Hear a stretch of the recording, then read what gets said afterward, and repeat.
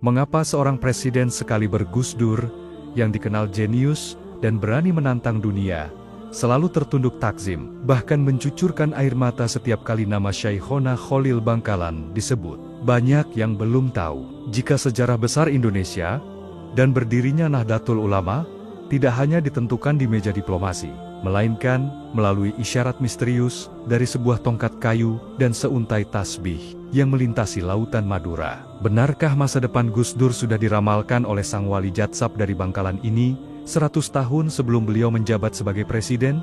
Dan apa rahasia besar yang tersembunyi dalam dialog lintas alam antara sang guru dari para guru dengan sang guru bangsa? Hari ini, kita tidak hanya akan membahas biografi, kita akan membongkar sanad keramat yang menghubungkan Syekhona Khalil, Kiai Haji Hashim Asy'ari, hingga Abdurrahman Wahid. Sebuah kisah yang mengandung karomah, air mata, dan strategi langit yang menjaga Nusantara tetap berdiri kokoh. Pastikan Anda menonton hingga bagian akhir. Karena ada satu pesan rahasia Syekhona Khalil tentang masa depan bangsa ini yang disimpan rapat oleh Gus Dur. Dan mungkin pesan itu adalah untuk kita semua hari ini.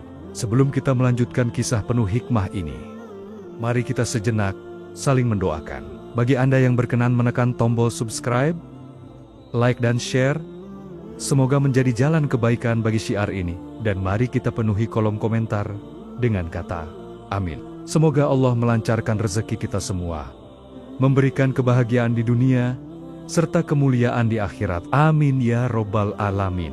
Pernahkah Anda bertanya, dari mana datangnya keberanian seorang Gus Dur? Dari mana asal usial kecerdasan yang melampaui zaman? Serta karomah yang membuat jutaan orang mencintainya, bahkan setelah ia tiada? Jawabannya tidak hanya terletak pada garis keturunan Jombang, melainkan bermuara di sebuah tanah gersang di ujung barat Pulau Madura, Bangkalan. Di sana, hiduplah seorang guru dari para guru, paku bumi Nusantara, bernama Syekhona Khalil Bangkalan. Hubungan antara Syekhona Khalil dan Gus Dur bukanlah sekadar hubungan sejarah biasa. Ini adalah hubungan sanad arwah, sebuah ikatan batin yang melintasi dimensi waktu. Tanpa isyarat dari Bangkalan, mungkin sejarah Nahdlatul Ulama tidak akan pernah ada. Dan tanpa doa dari Syekhona Khalil, sosok Gus Dur mungkin tidak akan pernah kita kenal sebagai Wali X.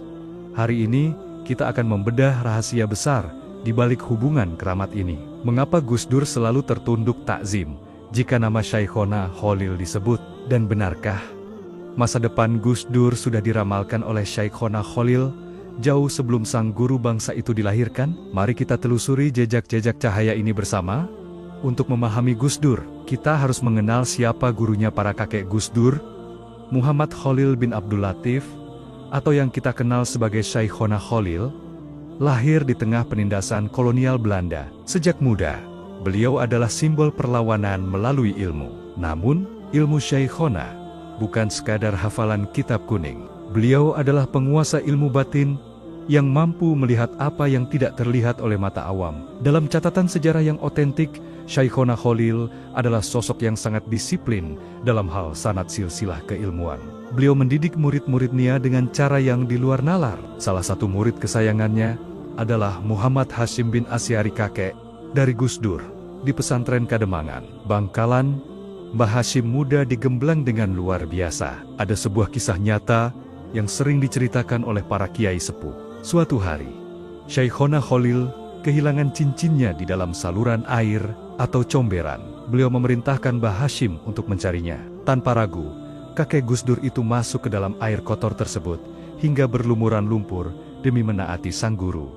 Inilah rahasia pertama, barokah, hikmah, ketaatan Mbah Hashim kepada Syekhona Khalil.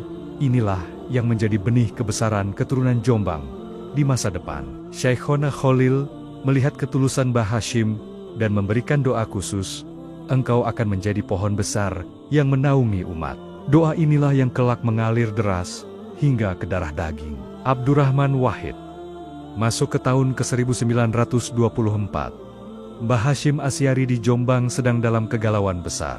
Beliau ingin mendirikan sebuah organisasi untuk memayungi ulama pesantren. Namun beliau ragu, apakah ini adalah kehendak Allah atau sekadar ambisi manusiawi. Di saat kegalauan memuncak, Jawaban datang bukan dari kitab, melainkan dari Madura. Syekhona Khalil memanggil salah satu muridnya. Seorang pemuda pemberani bernama As'ad Syamsul Arifin yang kelak menjadi ulama besar Situbondo. Syekhona menitipkan sebuah tongkat kayu untuk diantarkan kepada Mbah Hashim di Jombang. Pesannya singkat namun menggetarkan. Kutipan ayat Al-Quran dari surat Taha tentang tongkat Nabi Musa. Setahun kemudian, Syekhona kembali mengirim Kiai Asad untuk mengantarkan tasbih dengan wirid, Ya Jabar, Ya Kahar. Begitu menerima isyarat ini, meledaklah tangis Mbah Hashim. Beliau tahu, ini adalah restu spiritual dari sang guru besar di Bangkalan. Hubungan ini sangat penting untuk dipahami dalam konteks Gus Dur. Gus Dur seringkali bercerita bahwa tongkat dan tasbih itu bukan sekadar benda kayu. Itu adalah transmisi energi spiritual.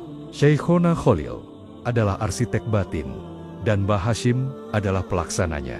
Tanpa restu Syekhona, tidak akan ada Nu. Tanpa Nu, tidak akan ada panggung sejarah bagi Gus Dur.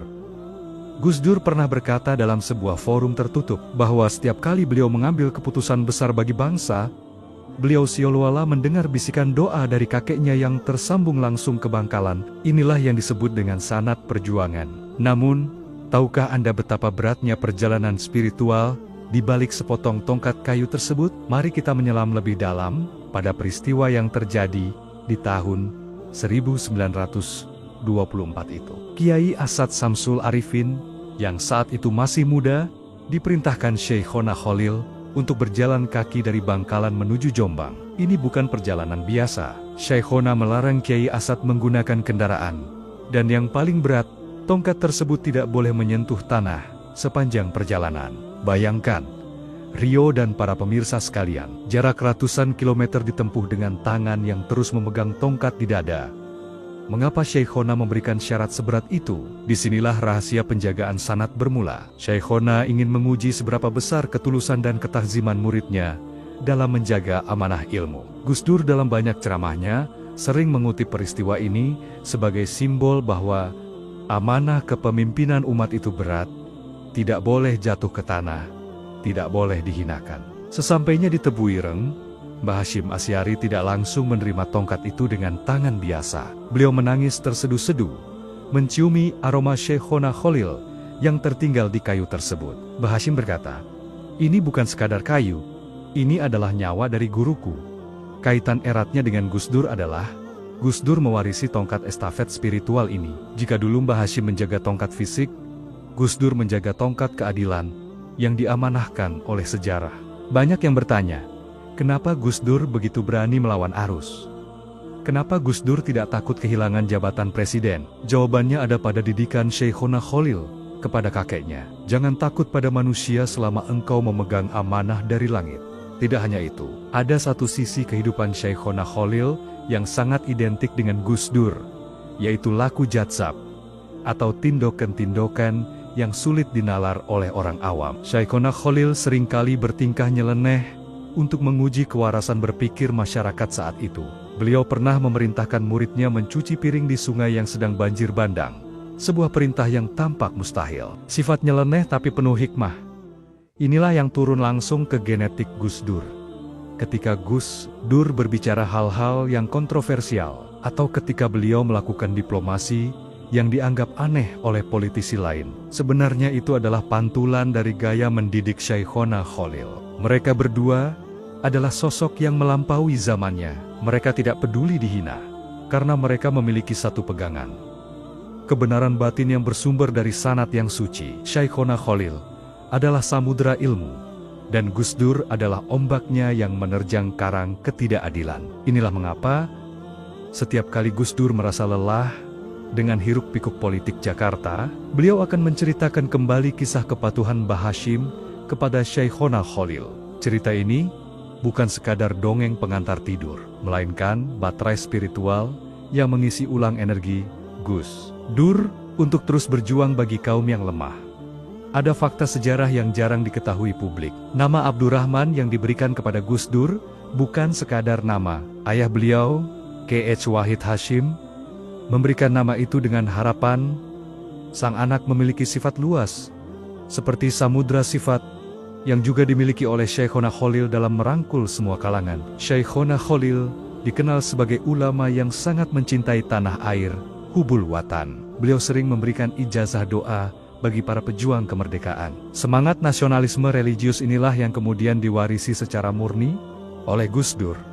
Jika Syekhona Khalil adalah sumber mata airnya, maka Gus Dur adalah hilir yang membawa air tersebut ke samudera luas dunia internasional. Namun, benarkah ada pertemuan rahasia antara ruh Syekhona Khalil dengan Gus Dur saat Gus Dur berada di titik terendah dalam hidupnya? Mengapa makam Syekhona Khalil menjadi tempat pertama yang dikunjungi Gus Dur setiap kali beliau menghadapi badai politik? Jawaban itu akan kita temukan di bagian kedua nanti, di mana kita akan membedah kisah-kisah karomah Syekhona Khalil yang secara langsung mempengaruhi gaya kepemimpinan Gus Dur yang penuh teka-teki. Banyak orang yang heran, mengapa Gus Dur seringkali mengeluarkan pernyataan yang kontroversial? Mengapa ia tampak begitu santai meski dihantam badai fitnah? Jawabannya bukan karena Gus Dur tidak peduli, melainkan karena ia dibesarkan dalam tradisi pendidikan yang tidak biasa, sebuah tradisi yang berakar dari cara Syekhona Khalil Bangkalan mendidik para muridnya. Dalam dunia pesantren, ada sebuah istilah bernama tarbiyah jadzab, metode mendidik yang tampak aneh di luar, namun menyimpan rahasia besar di dalam. Syekhona Khalil bukan hanya memberikan hafalan kitab kepada kakek Gus Dur, Mbah Hashim Asy'ari, melainkan memberikan tempaan mental yang luar biasa. Bagian kedua ini akan membawa kita menyelami lebih dalam bagaimana didikan keras dan ajaib dari Madura ini melahirkan sosok-sosok raksasa yang menjaga Nusantara, dan bagaimana warisan mental itu hidup di dalam diri Abdurrahman Wahid. Mari kita kembali ke masa ketika Kaits Hashim Asy'ari masih menjadi santri di Bangkalan. Syekhona Khalil memiliki cara yang sangat spesifik untuk mengenali potensi muridnya. Beliau tahu Mbah Hashim adalah sosok makan yang suatu saat akan memimpin jutaan umat. Namun, sebelum menjadi makan yang disegani, Mbah Hashim harus menjadi pelayan yang paling rendah hati. Ada sebuah kisah yang sangat masyhur di kalangan Nahdliyin. Suatu hari, Syekhona Khalil memerintahkan Mbah Hashim untuk memanjat pohon kelapa di tengah terik matahari. Namun, saat Mbah Hashim sudah di atas, Syekhona justru menyuruhnya turun kembali tanpa mengambil buah satupun. Kejadian ini berulang-ulang hingga Mbah Hashim bercucuran keringat. Tidak ada penjelasan, tidak ada teori ilmu. Syekhona hanya ingin melihat, apakah egomu lebih besar dari ketaatanmu? Gus Dur sering menceritakan kisah ini kepada orang-orang terdekatnya. Bagi Gus Dur, didikan Syekhona Khalil kepada kakeknya adalah alasan mengapa kaum santri memiliki mental baja. Itulah mengapa ketika Gus Dur memimpin Indonesia, beliau tidak pernah gentar menghadapi tekanan politik sekeras apapun. Beliau sering berkata, "Bapak saya dan kakek saya sudah kenyang dengan tempaan batin. Jadi kalau cuma urusan politik duniawi itu kecil." Keunikan lain dari Syekhona Khalil adalah kemampuannya berkomunikasi melalui isyarat. Beliau pernah memerintahkan murid-muridnya untuk memakan sisa makanan yang tampak kotor, hanya untuk menguji apakah mereka melihat bentuk lahiriah atau keberkahan batin. Tradisi melihat isi di balik bungkus inilah yang kemudian diterjemahkan oleh Gus Dur dalam diplomasi kemanusiaannya. Gus Dur bisa merangkul siapa saja, mulai dari tokoh agama, aktivis, hingga rakyat kecil yang terpinggirkan, karena beliau melihat manusia bukan dari atribut luarnya, melainkan dari nurani batinnya. Inilah hasil didikan sanad Bangkalan yang sangat kental. Syekhona Khalil dikenal memiliki karomah, kasyaf, kemampuan mengetahui sesuatu sebelum terjadi. Salah satu kisah yang paling menggetarkan adalah saat beliau menyambut kedatangan seorang tamu jauh dengan cara yang tidak biasa. Beliau memerintahkan santrinya untuk menyiapkan penyambutan besar bagi seorang raja. Padahal yang datang hanyalah seorang pemuda desa yang pakaiannya lusuh. Ternyata pemuda itu adalah calon ulama besar yang akan menjadi pilar NU. Syekhona tidak melihat pakaiannya. Beliau melihat pancaran cahaya di keningnya. Hal serupa sering kita lihat pada Gus Dur. Berapa kali Gus Dur mendatangi orang-orang yang dianggap tidak penting oleh pejabat lain. Namun ternyata orang tersebut adalah kunci dari sebuah masalah besar. Ada satu peristiwa keramat yang menghubungkan langsung Syekhona Khalil dengan nasib keturunan Mbah Hashim. Konon, Syekhona pernah memberikan ijazah doa yang hanya boleh dibaca saat keadaan genting melanda bangsa. Doa ini disimpan ropet-ropet oleh Mbah Hashim, lalu diturunkan ke Qais Wahid Hashim, dan akhirnya sampai ke tangan Gus Dur.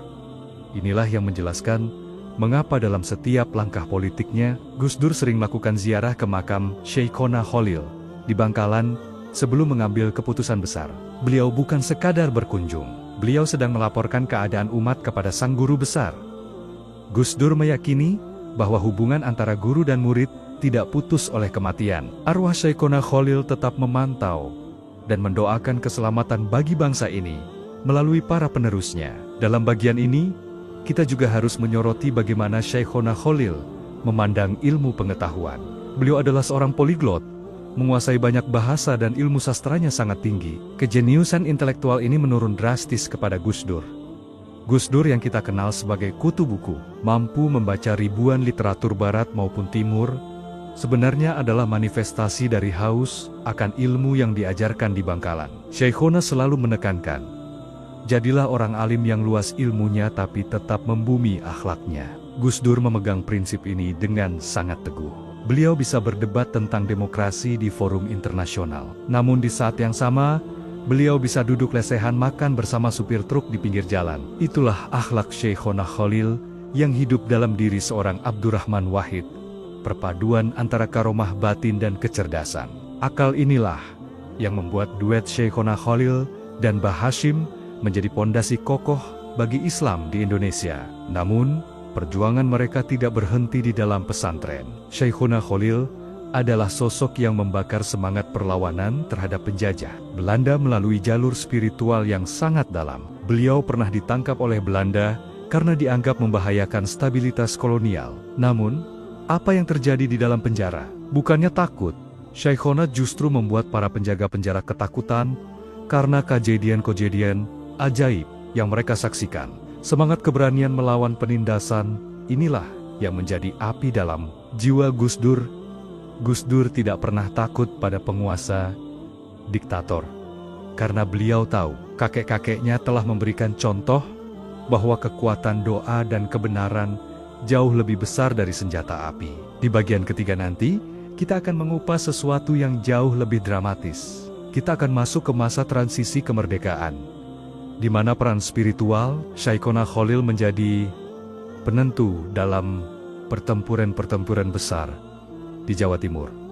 Kita akan melihat bagaimana jimat asli para pejuang adalah dua doa yang diijazahkan dari Bangkalan, dan bagaimana Gus Dur menggunakan senjata spiritual yang sama untuk mendamaikan berbagai konflik di tanah air. Siapkan hati Anda, karena kisah di bagian selanjutnya akan mengungkap sisi kepahlawanan yang jarang ditulis di buku sejarah sekolah, namun sangat nyata dirasakan oleh para santri dan pejuang kemerdekaan. Banyak yang mengira bahwa ulama pesantren hanya duduk diam di atas sajadah, memutar tasbih, dan membaca kitab kuning. Namun, sejarah mencatat fakta yang jauh lebih menggetarkan. Syekhona Khalil Bangkalan adalah bukti bahwa seorang sufi bisa menjadi ancaman paling mengerikan bagi penjajah. Ketegasan beliau bukan berasal dari senjata api, melainkan dari keyakinan bahwa tanah air adalah kehormatan yang wajib dibela. Jiwa pemberontak yang suci inilah yang kelak mengalir deras ke dalam darah Abdurrahman Wahid.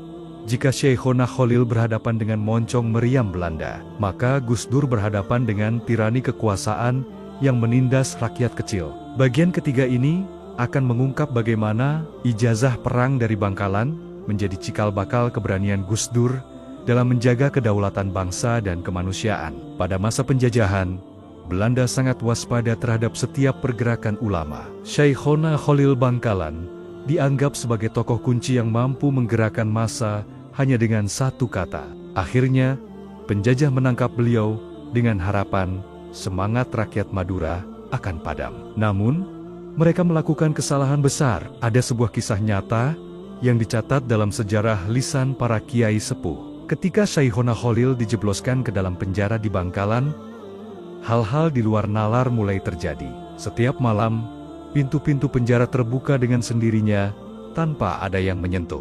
Para penjaga Belanda ketakutan melihat Syekhona, tetap bisa melaksanakan salat berjamaah di luar sel. Meskipun gemboknya masih terkunci rapat, bahkan ada laporan bahwa para tahanan lain mendadak menjadi sangat patuh dan mulai belajar mengaji kepada beliau. Bukannya menjadi tempat penderitaan, penjara itu berubah menjadi pesantren.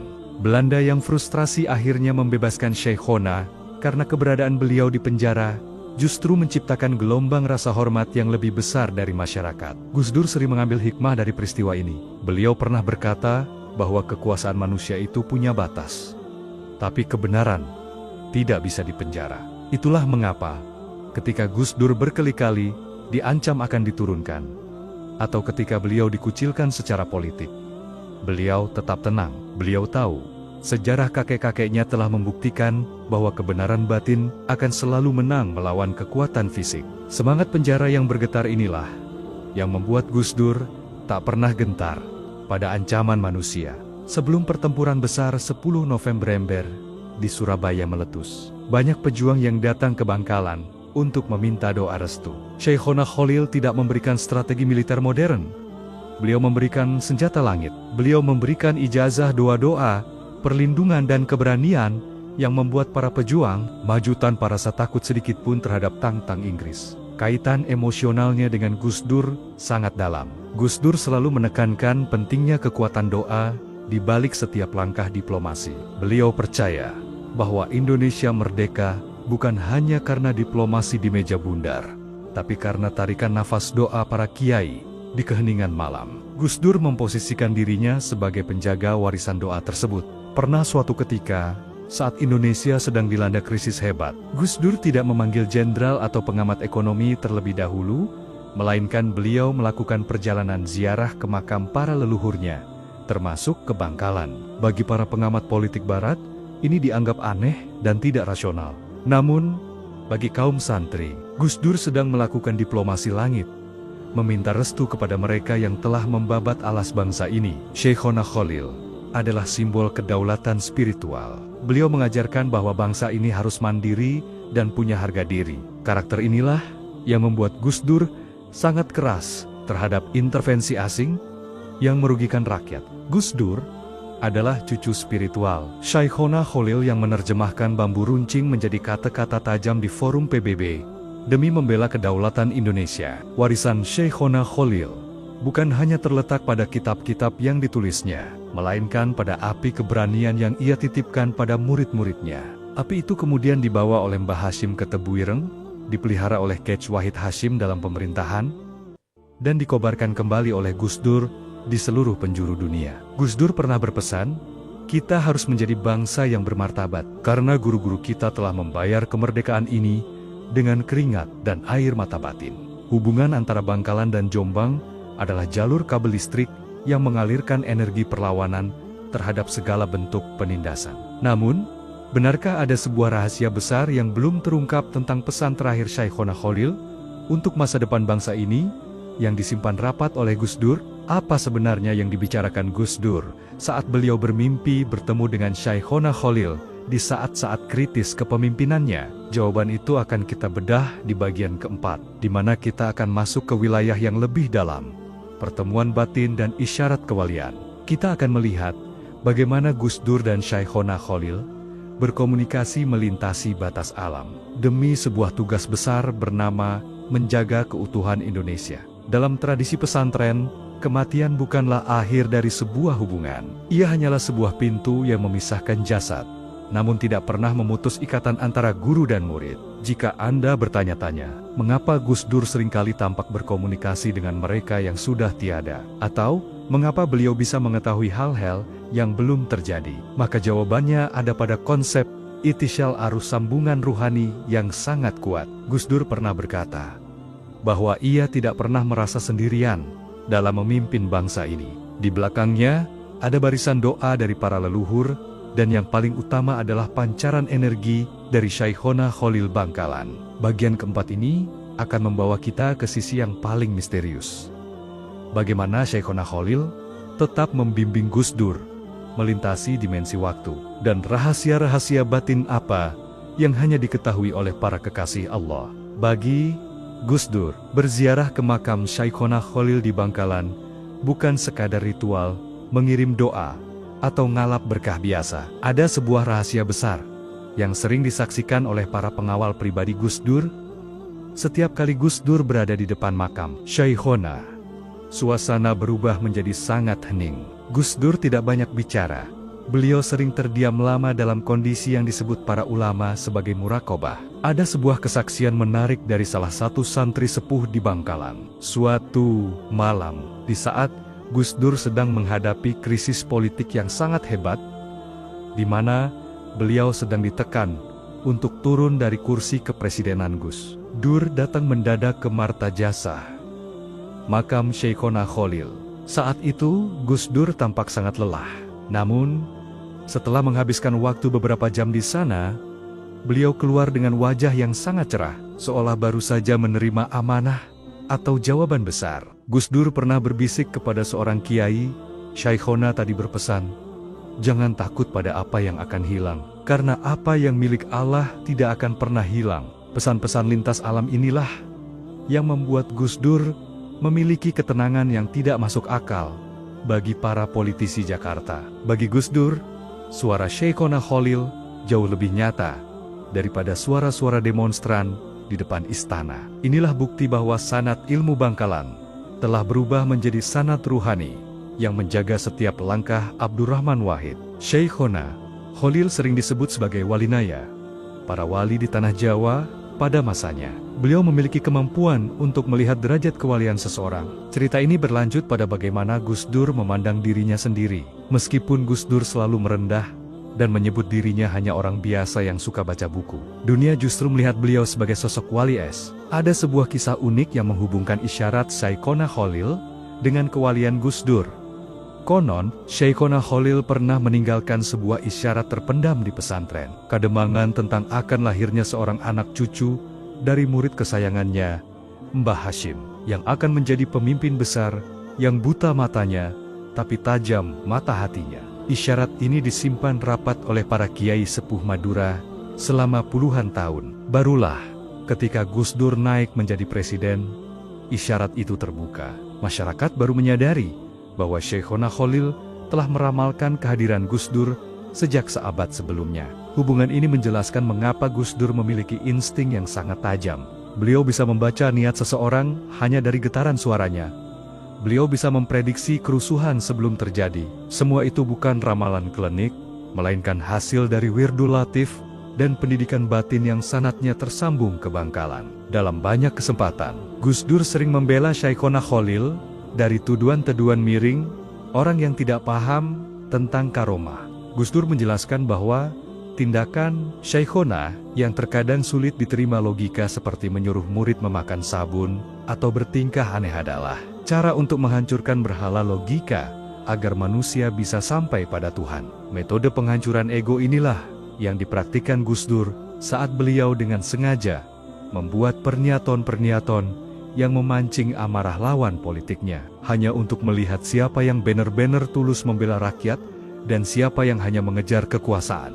Pertemuan batin antara Syekhona Khalil dan Gus Dur adalah simbol bahwa kepemimpinan di Indonesia tidak bisa dilepaskan dari akar spiritualitas. Gus Dur adalah jembatan yang menghubungkan dunia modern yang rasional dengan dunia pesantren yang penuh dengan rahasia ketuhanan. Syekhona Khalil adalah jangkar yang menahan agar kapal bernama Indonesia ini tidak karam dihantam badai.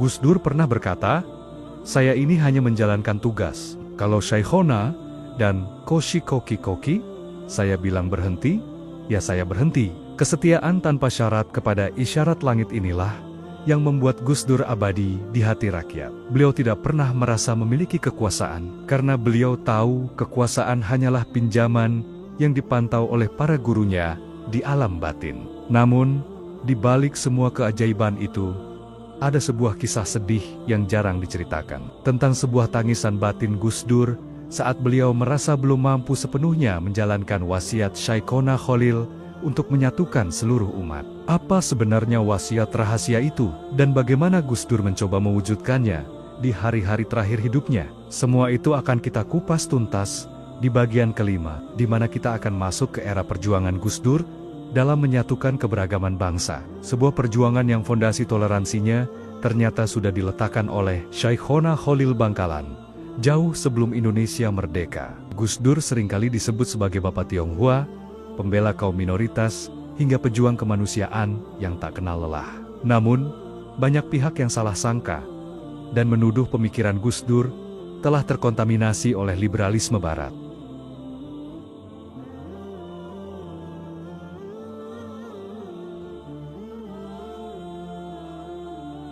Syekhona Khalil adalah sosok yang mengajarkan bahwa Islam di Nusantara haruslah menjadi rahmat bagi semesta alam, bukan sekadar identitas yang memisahkan.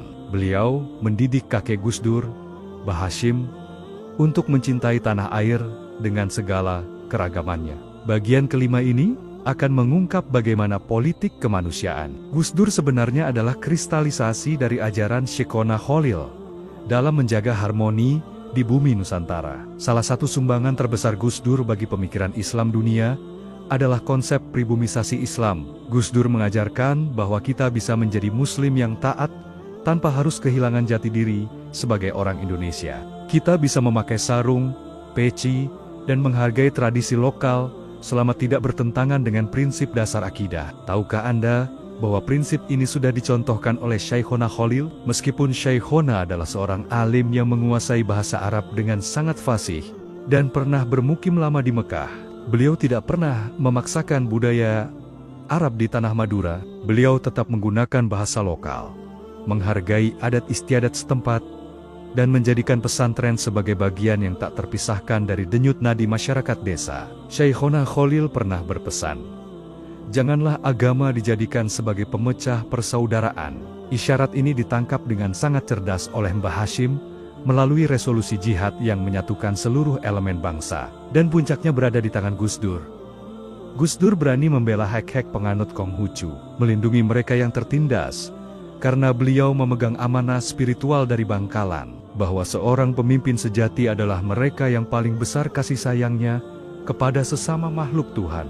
Dalam pandangan Gus Dur, membela mereka yang terpinggirkan adalah ibadah yang setara dengan ritual di dalam masjid. Tuhan tidak perlu dibela, kata Gus Dur yang legendaris itu. Kalimat ini sebenarnya adalah bentuk tauhid yang sangat dalam, yang mana Syekhona Khalil juga pernah mengajarkan bahwa kebesaran Allah tidak akan berkurang sedikit pun meski dihina manusia. Maka, tugas manusia bukanlah menghakimi, melainkan menebar kasih sayang. Inilah benang merah yang menyatukan spiritualitas Bangkalan dengan aktivisme Gus Dur di Jakarta. Syekhona Khalil dikenal sebagai ulama yang sangat berwibawa di depan penguasa, namun sangat lembut di depan rakyat jelata. Beliau tidak pernah mencari jabatan, namun para raja dan pejabat kolonial tunduk kepada karismanya. Pola yang sama kita lihat pada Gus Dur. Meskipun beliau menjabat sebagai presiden, beliau tidak pernah merasa sebagai penguasa. Beliau tetaplah seorang santri yang sedang menjalankan tugas dari gurunya. Ada sebuah kisah menarik tentang bagaimana Syekhona Khalil menghadapi perbedaan pendapat. Beliau sering menggunakan humor atau metafora untuk menyindir dengan halus. Namun tujuannya tetap untuk memperbaiki akhlak. Gus Dur mewarisi senjata humor ini 100%. Lewat lelucon, Gus Dur bisa meruntuhkan ketegangan politik, bisa menyindir kediktatoran tanpa harus menumpahkan darah. Humor bagi mereka berdua bukan sekadar bahan tawa, melainkan alat pendidikan dan diplomasi. Gus Dur pernah bercerita bahwa kekuatan Indonesia ada pada kearifan lokal yang dijaga oleh para kiai. Syekhona Khalil adalah jangkar yang memastikan bahwa Islam di Indonesia tidak akan pernah berubah menjadi ekstrim atau radikal. Gus Dur menghabiskan seluruh hidupnya untuk menjaga jangkar tersebut tetap kokoh. Ketika banyak orang ingin mengubah Indonesia menjadi negara satu agama, Gus Dur tegak berdiri di garis depan sebagai benteng. Karena beliau tahu, Syekhona Khalil dan Mbah Hashim telah meletakkan batu pertama bangsa ini di atas pondasi keberagaman. Hubungan batin ini juga terlihat saat Gus Dur melakukan perjalanan ke berbagai belahan dunia. Beliau selalu membawa semangat Islam yang damai. Di Amerika, Eropa, hingga Israel Palestina, Gus Dur membawa suara pesantren. Beliau membuktikan bahwa santri dari desa terpencil di Jawa dan Madura memiliki pemikiran yang jauh lebih maju dan toleran dibandingkan ideologi-ideologi besar dunia. Gus Dur adalah duta besar Syekhona Khalil untuk dunia internasional.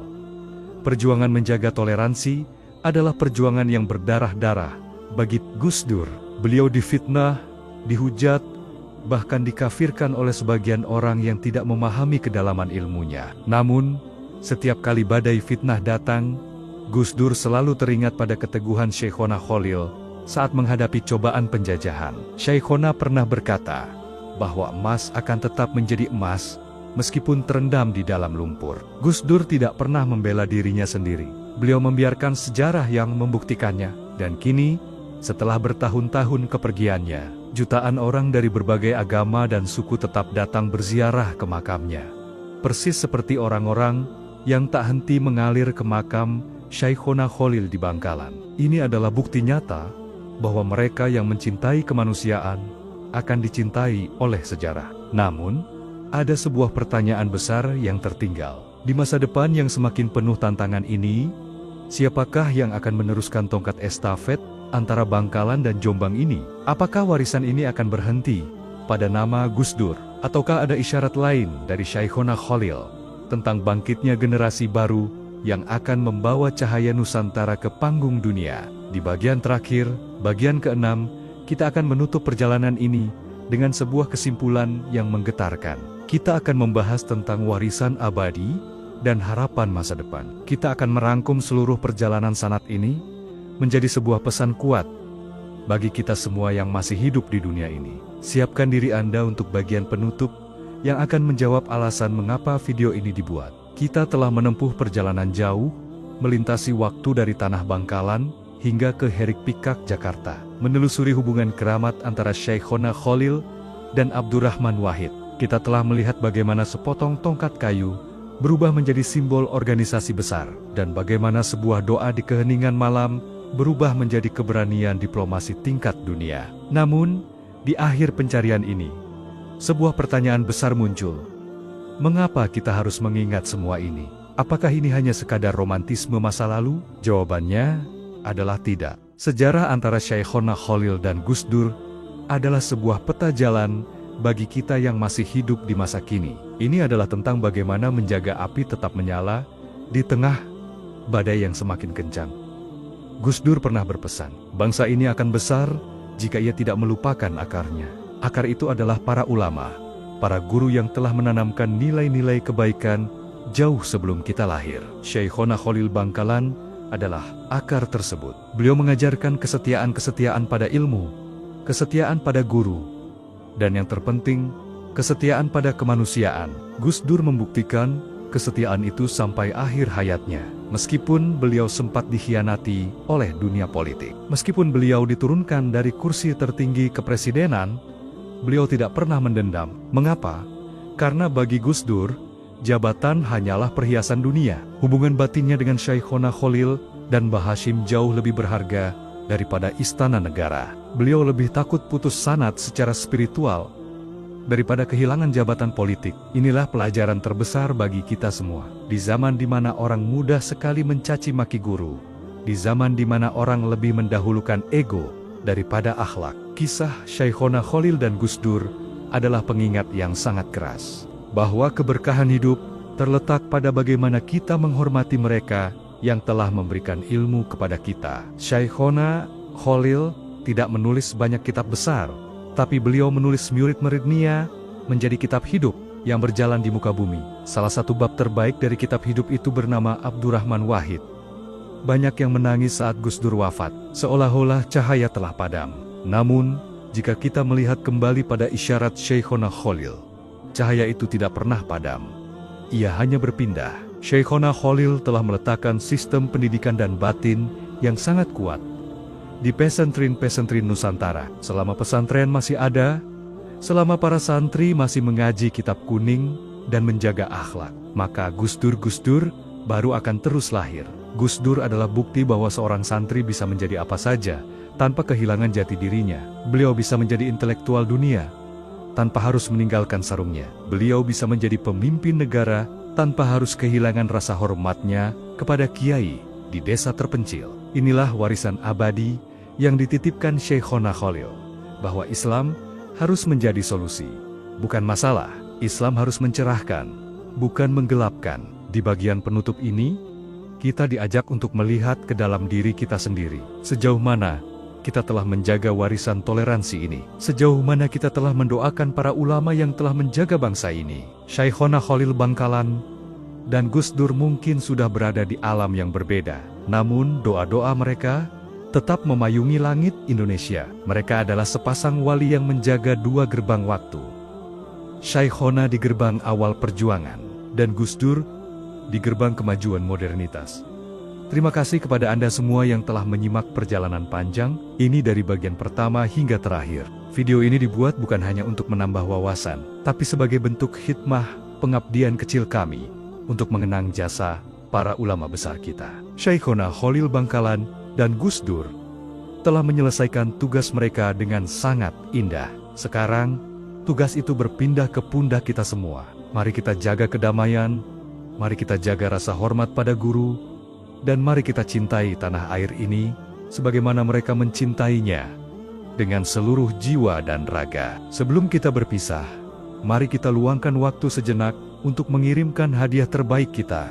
Surah Al-Fatihah untuk Syekhona Khalil Bangkalan, Kahits Hashim Asyari, Kahits Wahid Hashim, dan Kahits Abdurrahman Wahid. Semoga Allah senantiasa menempatkan beliau-beliau di tempat yang paling mulia. Silakan tuliskan Al-Fatihah atau doa terbaik Anda untuk beliau di kolom komentar. Mari kita banjiri kolom komentar ini dengan energi positif dan doa untuk keselamatan bangsa Indonesia.